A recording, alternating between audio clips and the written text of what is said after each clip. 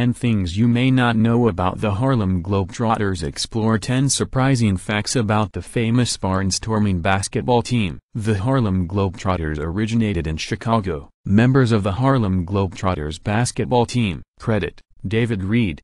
In spite of the team's name, the squad was born 800 miles west of Harlem in the south side of Chicago. In 1926, a group of former basketball players from Chicago's Wendell Phillips High School reunited to play for the Giles Post-American Legion basketball team that barnstormed around the Midwest. The following year, the team became known as the Savoy Big Five while playing home games as pre-dance entertainment at Chicago's newly opened Savoy Ballroom. After a pay dispute, several players bolted the Savoy Big Five in 1928 to form a new barnstorming team known as the Globetrotters. A white Jewish immigrant gave the team its name. Professional basketball executive Abe Saperstein. Credit: public domain. Abe Saperstein from Chicago's North Side became the manager of the newly formed Globetrotters. A master promoter, Saperstein rechristened the team as the New York Harlem Globetrotters in the belief that the name would make the team a greater draw in Illinois and Iowa by giving the impression that they had traveled far to be there. The shortest member of the Basketball Hall of Fame, Saperstein also thought that attaching Harlem to the squad's name would help advertise it as an all-black basketball team at the height of the Harlem Renaissance. Not until 1968 did the team actually play a game in Harlem. The Harlem Globetrotters played serious basketball in their early decades. Composite of 5 photographs of some members of the Harlem Globetrotters basketball team. 1931. Credit: Chicago History Museum. Although now known primarily for their on-court antics, the Globetrotters played straight-up basketball games at their outset. The team lost the national championship game in 1939 to another all-black team, the New York Renaissance, but defeated the Chicago Bruins to capture the prestigious World Professional Basketball Tournament the following year. The Globetrotters didn't start to incorporate ball tricks and dribbling exhibitions into their games until the late 1930s. In 1948, the Globetrotters shocked the basketball world by defeating the Minneapolis Lakers, champions of the all-white National Basketball League, the precursor to the National Basketball Association, NBA. The following year, they proved it was no fluke by beating the Lakers again. The NBA's first African-American players were Harlem Globetrotters. Nat Sweetwater Clifton, of the New York Knickerbockers, holding a basketball in each hand. Credit: Bedman.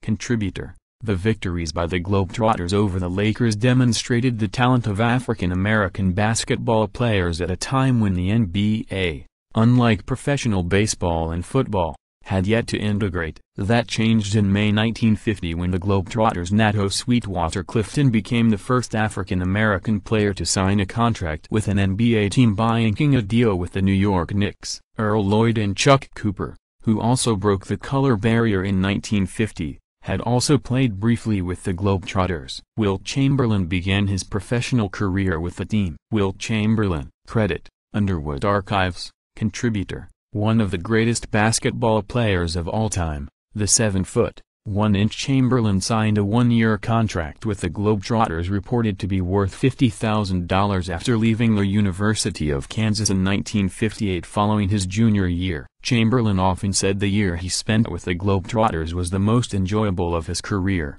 He joined the team on an historic 1959 tour of the Soviet Union during which he shook hands with Soviet leader Nikita Khrushchev. He was the first Harlem Globetrotter to have his number retired. The Harlem Globetrotters helped keep the fledgling NBA afloat.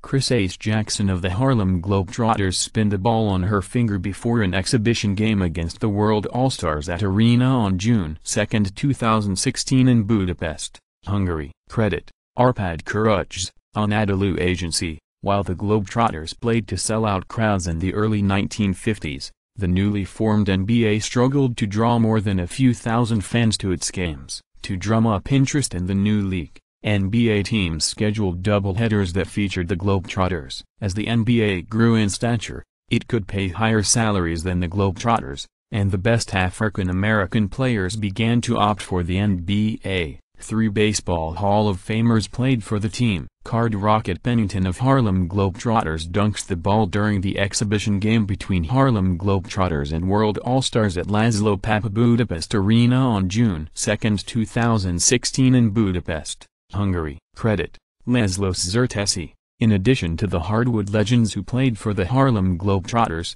so did three Diamond Gods enshrined in Cooperstown. After signing with the St. Louis Cardinals, pitcher Bob Gibson spent late 1957 playing with the Globetrotters and rooming with Basketball Hall of Famer Meadowlark Lemon until the baseball club reportedly offered him more money to focus strictly on baseball. Even after winning 20 games for the Chicago Cubs, pitcher Ferguson Jenkins suited up for the Globetrotters during the off-seasons from 1967 to 1969. After winning a World Series title in 1967 with the Cardinals, speedster Lou Brock also played a handful games for the Court Jesters. They have lost to the Washington Generals. Members of the Harlem Globetrotters arrive before an exhibition game against the World All-Stars at Arena on June 2, 2016 in Budapest, Hungary. Credit: Arpad Kurucs, Anadolu Agency. When it became more difficult for the Globetrotters to find opponents as they barnstormed the country,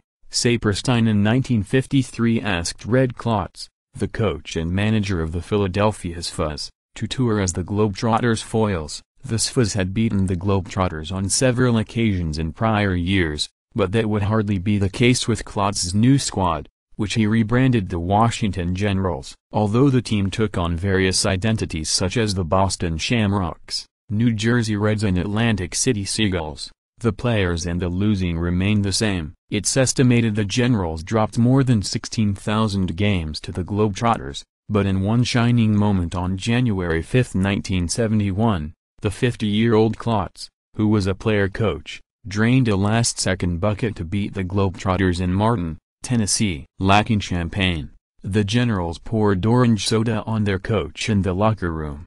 "Oh, beating the Globetrotters is like shooting Santa Claus," Klotz was quoted as saying of the monumental victory. The team once had a one-armed star. Members of the Globetrotters basketball team are shown arriving in New York aboard the liner Mauretania. From top to bottom are Louis Presley, William O'Rourke Brown, Boyd Bowie, Reese Auguste Tatum, Frank Washington, Marcus Haynes, Sammy Key, Clarence Wilson, and, in front, manager Winfield Welch. Credit: Bedman, contributor. In 1946, Boyd Bowie joined the Harlem Globetrotters as one of the new crop of rookies. Bowie was an amazing talent considering he had lost his left arm in an automobile accident as a teenager. He overcame his handicap to star at Tennessee State and serve as captain his senior year. As a 9-year member of the Globetrotters, Bowie averaged double digits in scoring. The Harlem Globetrotters have a star on the Hollywood Walk of Fame. The Harlem Globetrotters star on Hollywood Walk of Fame in Hollywood,